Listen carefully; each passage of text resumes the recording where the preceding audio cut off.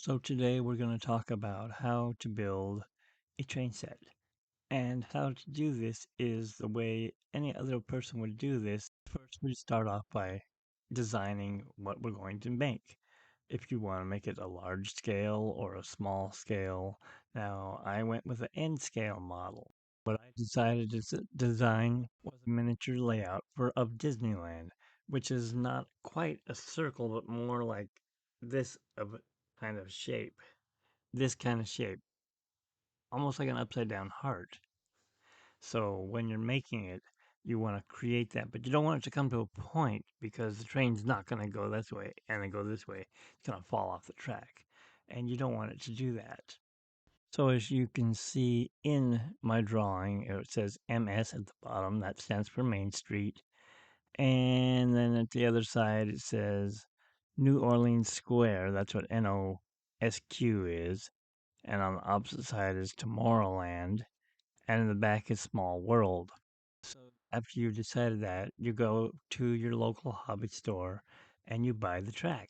And what kind of track do you need? Well, if you're going to go with the HO scale, you may want to get the kind that's pre-made and it just snaps together. If you're going with N scale, like I did, you're going to want to use Flex Track. So you may ask, what is Flex Track? Well, this is a piece of Flex Track. Normally it's 3 feet long. I have cut it, but as you can see, it bends. And this is really good for when you're bending around corners like this. So if you want it to be on a corner like that, and you can put it around and put trees up in between it, you can do that. What else does it do?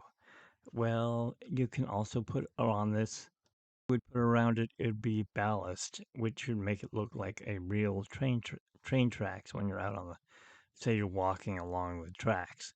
There's rocks that are in between the ties and along the sides, and this is for quieting trains that go past neighborhoods. Well, you don't want them to be blasting through your neighborhood, so you lay down the ballast.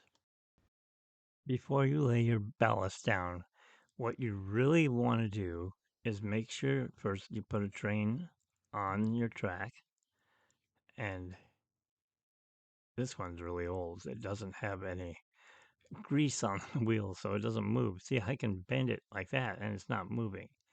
You want to make sure it's level, so, oh, no wonder it's not on the track. Let me grab another train and I'll show you because this isn't going to work. So you want to make sure your train is level. I'm going to lay it across here so you can see. If it's not level, it's going to roll away or not be in the right place. You want it to run across the track nice and smooth. If it doesn't run smooth, do not nail it down. Get yourself a level and level the track before you put the trains on it. Otherwise, it will not work. I know this after trial and error many times.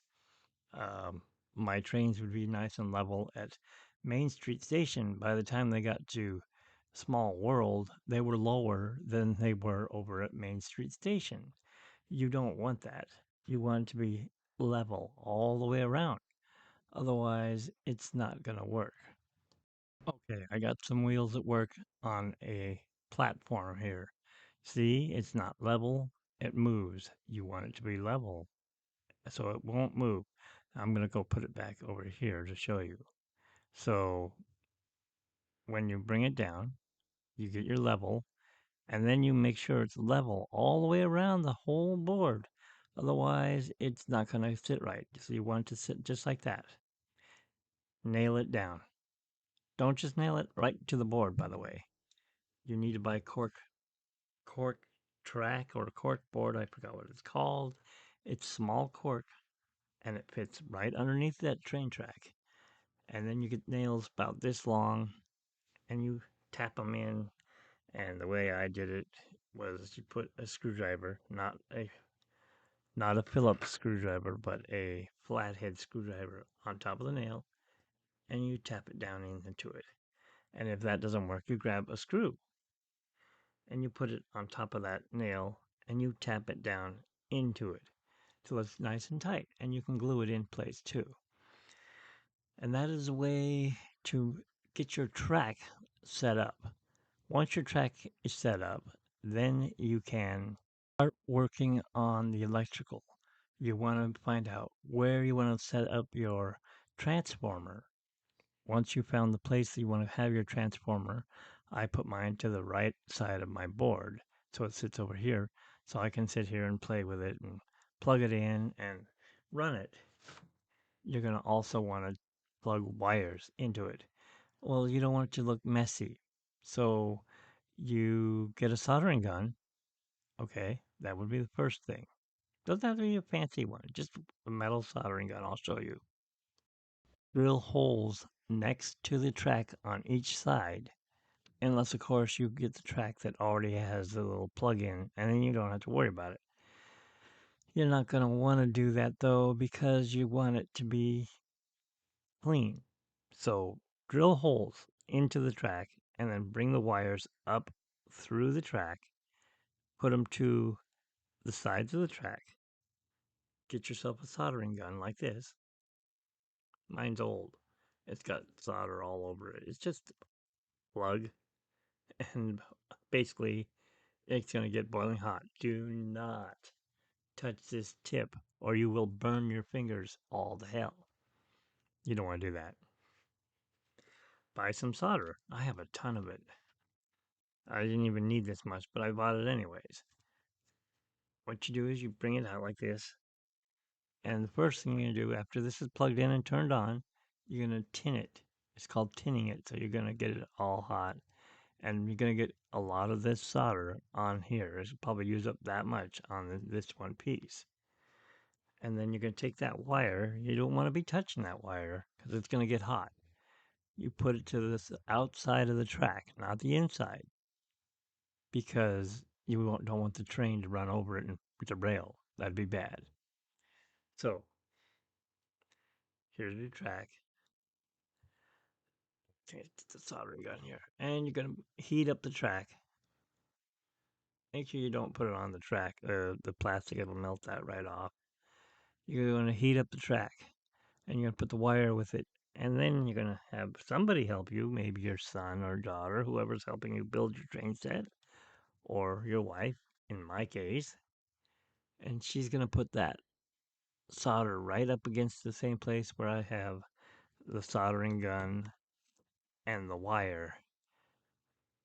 And then once it's done, pull that away and wait about 10 seconds. You can blow on it. This way, it's got a nice, firm tightness to it, and you're ready to go. And you do the same thing on the other side of the track. You have power to your track. Now you can lay your engine up on there, go forward, backward, make sure it runs around the track without derailing or falling off or stopping.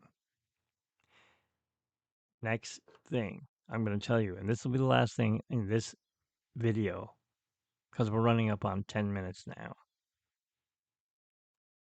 Go to your local hobby store. Tell them you're building a train and you want to get a track eraser. Like what? What's a track eraser? It looks like a regular eraser. Now this is not a track eraser. They're yellow and they have a hole in the middle. This is a real eraser. That's really old and it's hard, but it does work. So, like my train, it sits out in the element. It's gonna get dirty. The train is not gonna run around the track smoothly. What you do is you take that eraser. Now remember, this is hammered down. You're gonna run this all the way down, all the way around your track. Wipe it clean, and your train should run really fine. Now I'm going to give you an example of what mine runs like. Let's hope it runs. I haven't run it in a couple of days, and I'll bet you anything the track's dirty. All right, so I haven't run this train. Let's see what happens. Okay, make sure your power's on. going the wrong way. Make sure you're in forward.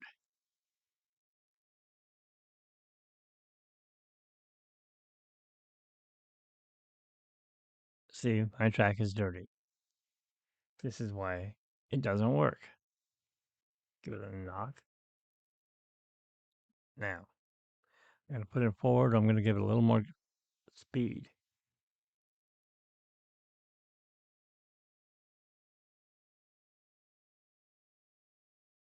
And there it goes. See if it makes it all the way around. I'm not sure if it will or not because it's dirty down there. There it comes.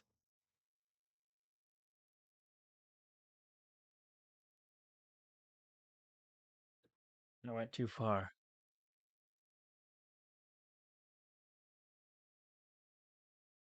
And that's how it should run. Thank you for watching. Remember to go ahead and subscribe. Um, at the bottom, there's a right here. Subscribe right there if you want to know more about running your trains around the track. Once again, that is a layout of my train. You only got to see it go around the first part because I can't hold the camera and run the microphone. But thanks for watching. This is E-Tickets Tomorrowland, and I hope you will subscribe and so you can learn more tips on how to set up your railroad, mind and scale. Have a great day, and I'll see you in the future.